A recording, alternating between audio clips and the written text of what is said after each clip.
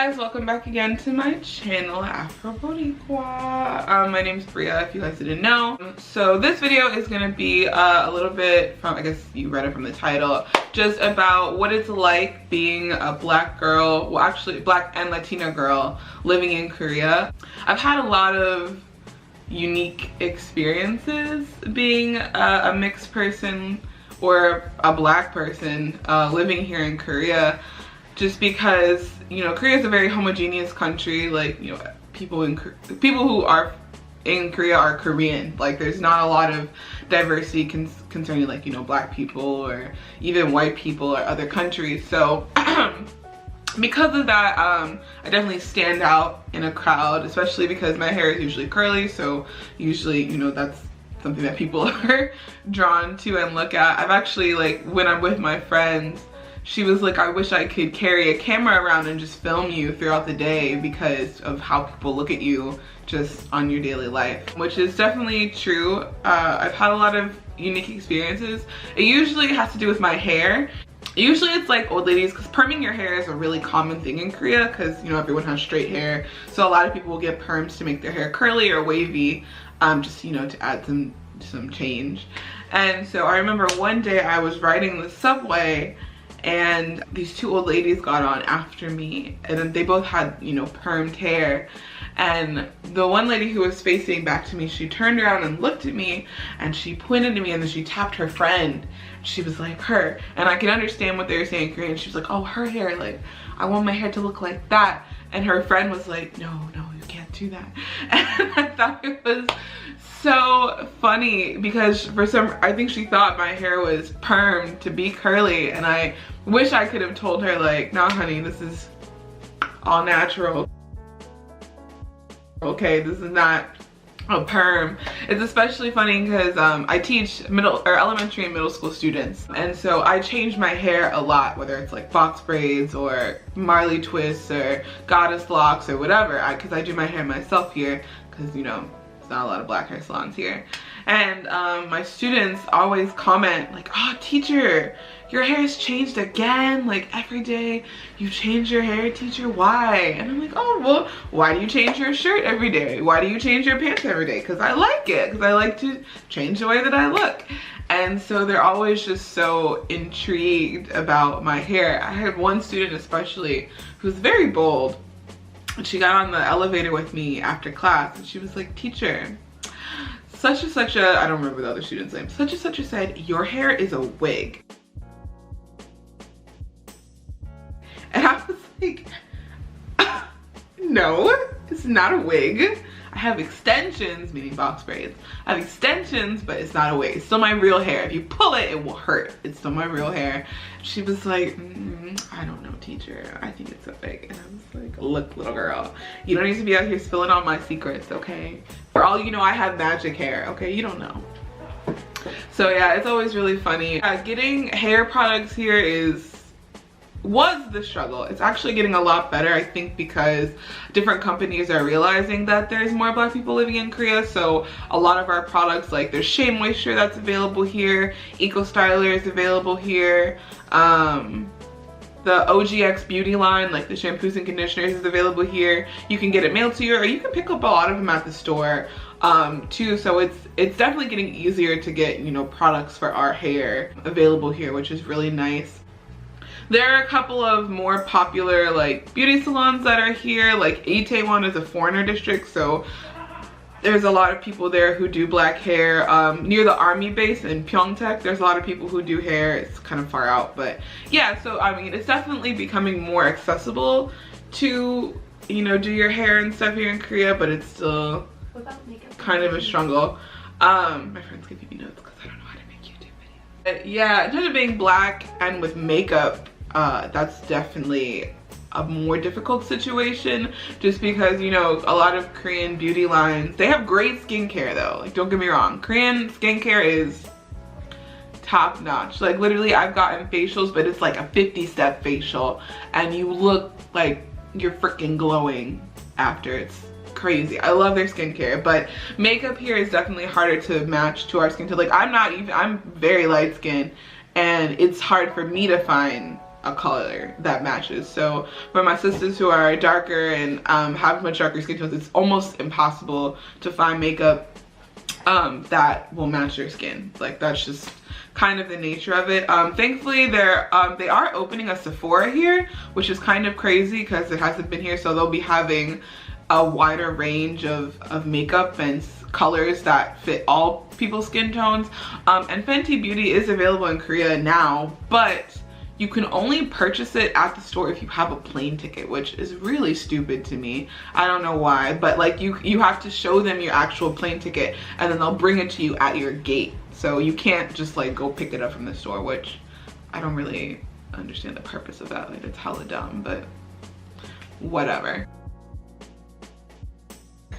So they are getting better with makeup, but it's still, especially with foundation and like powder or anything, it's hard to find ones that match. But in terms of like lipstick colors or highlighter or eyeliner, mascara, that's easy. But yeah, just matching foundations and stuff is pretty hard to do here. There's also a lot of stereotypes about Black people that, you know, they have about us just because they don't get educated about like real Black people in Korea. They get all of their stereotypes from what they see in movies. So what do Black people are portrayed as? Drug dealers or gangbangers or violent people, or even good stereotypes like good at dancing or whatever. That's all they get. Like they only listen to what they see in the media. So then when they meet you and they expect you to be a certain way, they're always thrown off by the fact that we're like not like that in real life, which I always think is so funny. And you know, you kind of have to re-educate them on their understanding of Black people. This actually happened to me the other day at my job with one of my coworkers. We were talking about a lesson because at the end of the month I kind of can teach whatever I want, and so I was like, oh, you know, it might be good to teach the kids like some slang, some more natural language, because you know when they're taught in school it's very formal kind of business level English, you know, if you know, for what they would learn in school or need in a formal setting, not, you know, how we would talk to each other on a regular basis. And I was like, oh, it might be helpful in me to teach them like some slang or like, you know, contraction stuff that they can use more naturally. And he was like, oh, you know, I think that's a good deal, but not Black slang. And I was like, what the heck is Black slang? Like, what does that even mean? And he was like, oh, you know, like curse words and stuff. And I was like, how does curse word equal Black slang? Like, those two things are not synonymous. And he was like, oh, is that kind of like racist? And I was like, yes, thank you for recognizing that that was kind of a racist statement. I was like, what do you picture? I even asked him, I was like, what do you picture when you picture a Black person? And he was like, oh, like rappers? And I was like, yeah, no, that's not the only Black people that exist in the world. I was like, look at me, like I'm Black, but I don't look like people would say a Black person looks. And he was like, oh, you know, that's true. I was like, you have to stop associating Blackness with badness. Like, those two things don't go together. And this is the notion that many Koreans have, and you kind of have to deal with that every day just in their own subconscious. Like, I've been on the subway before and had people get up and move away from me because I sat down next to them because they didn't want my Blackness to get near them or on them. I had a co-teacher, her name is Erin, who I'm really good friends with. She's darker than I am, and she's had students come up and try to like rub her Blackness off, like because they thought she was dirty. Like, it's not everyone by any means. Like, especially the younger generations are more, you know, knowledgeable and understanding about, you know, the realities of the world and how people look. But there's still a lot of influence from the older generations and things that have happened in Korea in the past that lead them to having negative stereotypes about Black people. And that is something that you'll kind of have to just deal with and like kind of make your peace with dealing with. Now, if it's people who you work closely with, I think they're definitely more understanding and more open to learning, but you're not gonna tell Stevie Joe on the street like, oh, you need to fix your racist tendencies. You know, like, that's not something that you are gonna be able to do. So just, I think, bear in mind that that's something that a lot of Black people have to deal with when living in Korea. The good thing is though, the amount of foreigners and other Black people that are living here is huge and seriously increasing. There's tons of Facebook groups that you can join that are like Black women in Korea, or brothers and sisters of Korea, or foreigners, or foreign expats living in Korea that you can join to, you know, be able to share your stories and understand. I'll leave the links to all those Facebook groups below, by the way. But just people who understand your situation and see what you're going through, and, you know, just a safe space to kind of voice your situations and you know, learn how to handle them, because it definitely can be a bit of a culture shock, you know, coming here. And, you know, don't get me wrong, in the States it's not the best either right now. It's different when it's so openly targeted at you, you know, like when you know that you're going to be the only Black person in almost every situation in your daily life living here, whereas that might not be as much the case in the States, you know. So that's just kind of something you should bear in mind about Korea. By no means are all Koreans racist, like not at all. I've made plenty of great Korean friends who are either want to learn or already know about the realities of Black folk and don't treat us like crazy people, but it is still something that's being changed in Korea. And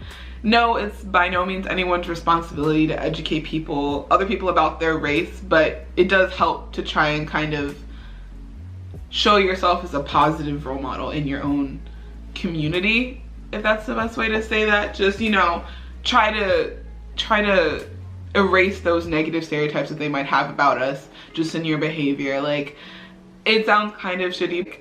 A lot of the army guys who come here definitely be throwing us under the bus with their behavior. Like, literally, it's ridiculous. Like, there's most army people have a curfew on the weekends, and so they recently lifted it to see if they could handle, you know, that more freedom.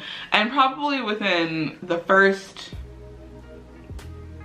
2 months of the ban, some army guy, I don't know what race he was, but just like, this is people's notions about foreigners in general, some guy assaulted a taxi driver, stole his cab, and got tased. So like, you wonder why they think foreigner people are gonna cause problems, because that's why actually many clubs in Korea don't allow foreigners in. Like, they'll straight up, you get in line, they'll let you wait in the line for 30-40 minutes. They don't care. You go to the front of that line, oh sorry, no foreigners. What? I'm just here trying to have a good night, just like, sorry, no foreigners. Or only foreigners pay. Like, there's actually a pretty good club in Hongdae, which is another like university clubbing district in Korea, and they make only foreigners pay to come in. Doesn't matter if you're boy, girl, whatever, foreigners pay. Like, what the hell? In the United States, that would so never be allowed. Like, that would be crazy. But in Korea, it's really, really common. There's some like really popular like EDM, I don't like EDM, but there's some really popular EDM clubs in Gangnam area where someone leaked their list like a couple of years ago, where literally on the list it says no Black people after like 11 p.m. Like, don't let them in. And they're totally allowed to do that. Like, that's totally legal. So just kind of be aware that there's a lot of negative stereotypes about Black people, about all foreigners in general. Just, you know, be aware of those things and be prepared to kind of deal with them in your own way. Hopefully, I mean, you'll be lucky. Like, I was really lucky to make a lot of good friends and coworkers who don't put those kinds of things on me and treat me the same as they would treat anyone else. But if you're not so fortunate, just, you know, be aware that it's stuff that, you know, they have to deal with while living in Korea. But it is also nice to kind of have the positive stereotypes, like, girl, you a good dancer? Psh, yeah, you didn't know? Or, girl, you can cook? Psh, yeah, I cook. You didn't know? You know, so it's also nice to have these positive stereotypes put on you that they expect you to do well too. So, you know, it's good and it's bad. It's just things that, you know, foreigners and Black folk gotta deal with here. But overall, my overall experience has been very good, and I haven't really had too many overly negative things to deal with while living here. But also, I am light skinned, so that does bear in mind. Like, I know a lot of Koreans, I've even had people ask me like, oh, are you, like, do I call you black? And I'm like, well, yeah, I am black. And they're like, but you're not, your skin is not like dark. And I'm like, well, black people come in all colors. You know, we got a rainbow shades out here. Some black people are very dark skinned, some black people are very light skinned, some black people are mixed, like, you know. And for them, like, if you're not like brown, you're not really a black person. That was something hella bizarre that I had to like talk to my friend about. I was like, no, I'm still black. Like, we still black folk, you know, come in a wide range. So yeah, that's also kind of your the lightness is how they kind of judge how they treat you. If you're lighter, unfortunately, we tend to get a little bit better treatment, versus if you're darker skin, they tend to look at you as more of like a black person, or might even automatically assume that you're from Africa for some strange reason. Like because a lot of African immigrants do come to Korea to like work and have jobs and stuff, and so I think they just automatically associate darkness with being from Africa. And I'm like, no, just because they're dark does not mean they're from Africa. Just because they're light doesn't mean they're from the US. Like, those things don't match up. So yeah, that's also something that happens a lot here. And they also have no understanding about Latina or Hispanic people at all. So I'm Puerto Rican, and no one knew where that was. They didn't know if it was a country, an island, whatever. I was like, no, it's an island. And they're like, oh, so you're not American? I'm like, no, I am. I was born on the mainland. My family is from Puerto Rico, but I was born on the mainland. So yeah, I'm American. People who are born on the island are also American. So I thankfully got to give this whole like lecture to my students this week about it, and that was really cool. But yeah, like, they have no understanding about Latina people. I mean, the same stereotypes that everyone has, like, oh, they're fiery, or it's, you know, hella sexy or whatever, but they don't know like much about any Spanish countries other than Spain. That's like all they really know about.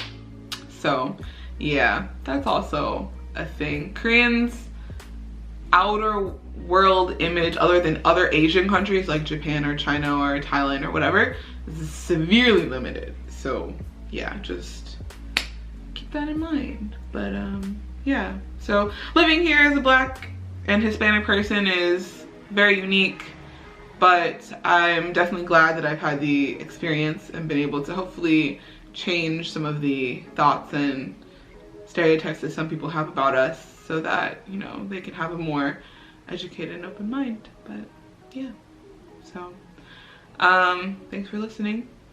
Like, subscribe, share with your friends. If you want to see my beautiful face, subscribe, and I'll talk to you later. Bye.